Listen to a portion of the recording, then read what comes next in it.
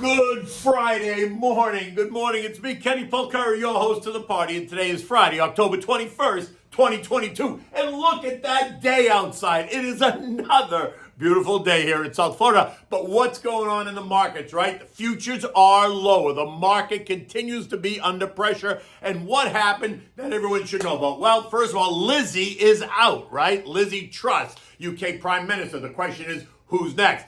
Earnings reports are losing momentum. Today we're going to hear from American Express, Verizon, HCA, as well as a host of others. Snap collapses on its disastrous report last night. Stock was down 25%, and that is dragging the group lower this morning. Oil down on that economic slowdown story again, which is exhausting. The midterms are heating up. There's only 18 days to go, and we're going to see how ugly that's going to get. And what do we have for dinner tonight? We're going to have the breaded pork chops bathed in white wine and butter. Oh my God, delicious. Okay, so first of all, UK Prime Minister Lizzie Truss makes history. She got thrown out after 44 days on the job. I mean, she didn't even finish getting her clothes put in the closet yet, right? But the UK government is once again in turmoil, and they're searching for a new prime minister. Rumor has it that the Conservative Party is going to resurrect an old favorite, Boris Johnson, the guy who they just threw out. Although there are about 6 other names being bandied about. European markets yesterday ended the day lower, and the markets across Europe today are also lower, losing about 1.5% across the board. There's more that's going to come out of this story in the days ahead. So yesterday, 69% of the reports yesterday beat the estimates. That's a bit lower than the recent stat, right? And that helped cast a pall over the tone of the markets, right? 10-year treasuries continue to push higher and are now yielding 4.27%. Rates not seen since 2007, while 2-year treasuries are yielding 4.63%. And didn't I tell you yesterday to be patient? That the 10-year yield is going to push higher than the 4.13 we saw on Wednesday? Just wait, because they're going higher still, with some analysts suggesting that we could see the 10-year yielding closer to 5.3% before this is over. Although that's going to push stocks quite a bit lower, so you have to weigh how much pain you're willing to accept if that were to happen, right? In addition, the Philly Fed index fell by 8 points yesterday. The expectation was -5. Existing home sales fell by 1.5%, continuing the trend of weakness in the housing industry. 30-year mortgage rates, are averaging 7.4%, up from 2.9 in January, a 155% increase in rates, sending the cost of owning a home surging. 10-year adjustable rate mortgages are now becoming the norm and average about 6%. They represent 14% of all new mortgages, up from 3% in January, and they feature lower entry level interest rates. Remember, those adjustable rate loans lock in a fixed payment for 10 years, although it has a 30-year amortization table. At the end of the 10th year, the rate then adjusts. And they reflect current rates at the time, which could cut both ways, right? If rates are lower, then the payment goes down. If rates are higher, then the payment goes up. But 10 years is 10 years. And that's what makes this possible. Now, to be clear, it is not necessarily a bet on rates. Rather, it's an opportunity for home buyers to cut the cost of owning that home now, allowing them to get in at a slightly lower cost than a 30-year fixed is going to give them. Fed officials kept up the heat on the hawkish commentaries. In fact, one really honest report was when Chicago's Charlie Evans came clean, saying that the surge in government spending is absolutely one of the causes of runaway inflation, while also saying that moving rates too high could have a non-linear impact on the economy. That's now non-linear. That's going to be a new term that we got to get used to, causing some businesses to become even more pessimistic, resulting in a situation where there is not a direct relationship between the independent variable of interest rates and a dependent variable as the business or the economy, suggesting that even slowing the pace of rate hikes may not prevent how a company responds, nor will it slow the depth or length of a recession. That supposedly isn't here yet, but that's another question. His comments are in stark contrast to St. Louis' Jimmy B, who's in the higher is necessary camp. Current expectations for Fed funds, are somewhere between 4.75 and 5 by March of 2023. Larry Summers, former Treasury Secretary, says that he sees, or rather thinks, that unemployment needs to pierce 6% before we can expect any significant reduction in inflation, while Philly's Patrick Harker doesn't see it moving past 4.7. The current unemployment rate is 3.5. So in any event, it's a significant move up.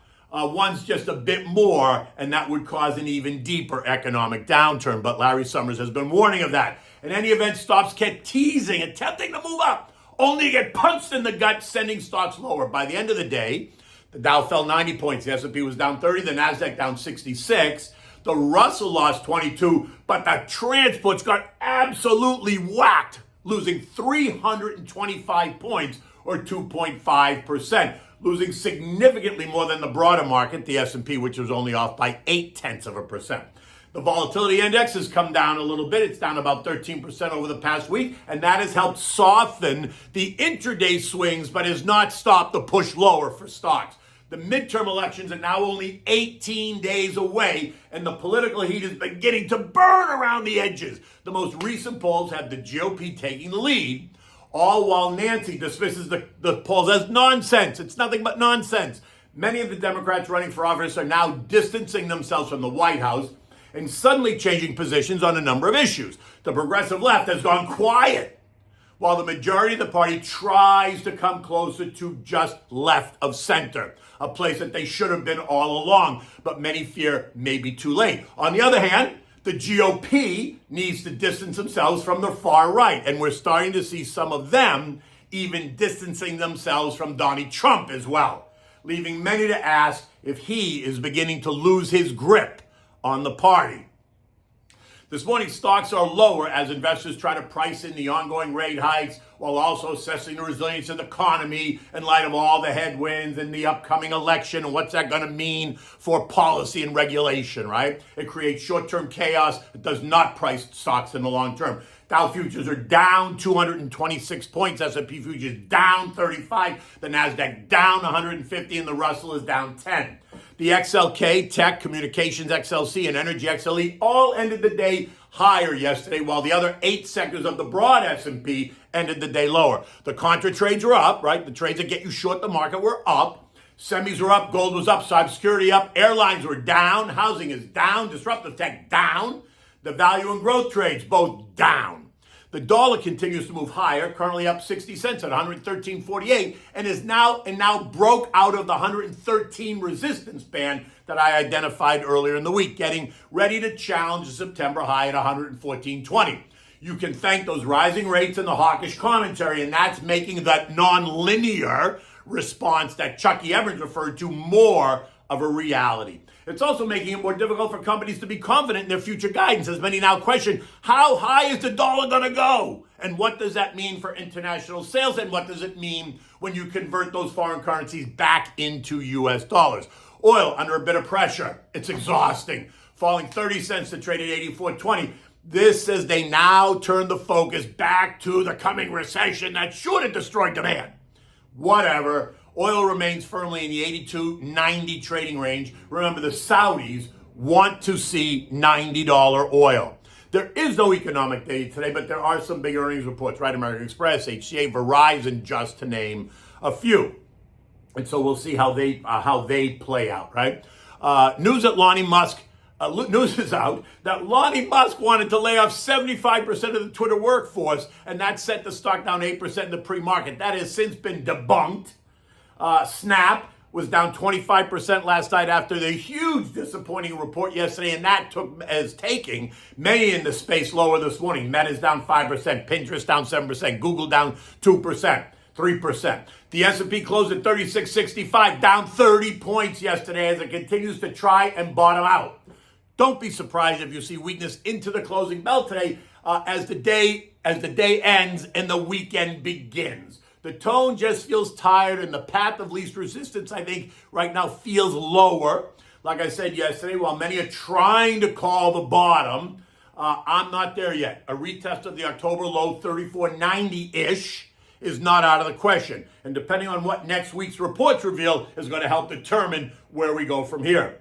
Challenges remain for investors. Consensus estimates remain subject to revision lower. Inflationary trends are here. Hawkish central bank talks are here. Slowing economy is here. And it's all going to keep investors on the edge of their seats through a good part of 2023. Sit tight. You know my deal. As a long-term investor, stick to your plan. If you're a day trader, go have fun. Take advantage of the dollar cost averaging as a long-term investor and the dividend reinvestment programs. Overweight the big boring names. Listen to Uncle Kenny when I tell you that. And buy the stuff that people need, right? Consumer staples, utilities, healthcare, energy, all should be a significant part of your portfolio now, while underweighting and not eliminating tech, basic materials, and communications, because when those turn, they're going to turn quickly, right? Because they're all getting significantly beaten up. Okay, what are we having for dinner tonight? We're having these breaded pork cutlets bathed in white wine. So they're the boneless pork cutlets, not the thick ones, just kind of the thin ones, right? It's an easy dish to make. It's going to become a family favorite. It certainly is in my house. For this, you need the boneless pork cutlets. You need eggs, seasoned breadcrumbs, flour, butter, white wine, and chicken stock. You can delete the white wine if you want and only use chicken stock. I use both, but that's just because I use both. Preheat your oven to 350 degrees so it's ready for you when you need it for the cutlets. You want to begin by rinsing and then patting dry the pork cutlets with some paper towels. Set them aside. Now in one bowl, beat 3 or 4 eggs, depending on how many cutlets you're making. Set that aside. In another large bowl, you want to put the breadcrumbs and season the breadcrumbs. Salt, pepper, onion powder, garlic powder, and 2 or 3 handfuls of grated Parmigiano, Pecorino Romano cheese. Mix it, do whatever, but make sure you put the cheese in there. Mix it well. Now set up the production line. First, you want to have the cutlets. Then you have your bowl of flour. Then you have the eggs, and then you have the breadcrumbs. You want to dredge the cutlets in the flour, dip them in the egg, and then put them in the breadcrumbs. Turn them over, make sure that they're coated well with the breadcrumbs. Set aside and repeat until you got all the cutlets done. Now, melt a half a stick of butter and a splash of olive oil in a large nonstick frying pan. When it's hot, sear the cutlets on both sides until the breadcrumbs form a crust, right? Maybe 3 to 4 minutes per side. You don't want to cook them completely. You just want to sear the breadcrumbs. Next, to take them out, put them in a Pyrex baking dish. Now add some white wine to the pan and deglaze it. Add back some chicken stock into the same pan. You can add a little dollop of butter as well. Let the alcohol burn away. And now take the liquid and pour it over the pork cutlets. Now listen, you want them bathing. You don't want to drown them. Now cover the Pyrex dish tight. Put it in this oven for 30 minutes, right? 350 degrees, cover it tight. Once you, after 30 minutes, remove it. You want to serve this maybe with a side of sauteed spinach and garlic and a large green mixed salad. Keep it simple. There's nothing complicated about this. You can have this whole thing done start to finish within an hour. If it takes you longer than that, you're just kind of moseying along. The whole thing, you should be able to whip this up and have it on the table within an hour. So anyone who's hungry is not going to realize before you know it, an hour's gone and they're sitting down to have dinner. It's simple and it's easy and it's soon to be one of your family favorites. And look, it is Friday it's Friday morning, soon to be Friday afternoon. The weekend is here. It's going to be gorgeous. I will, until next week, have a good weekend.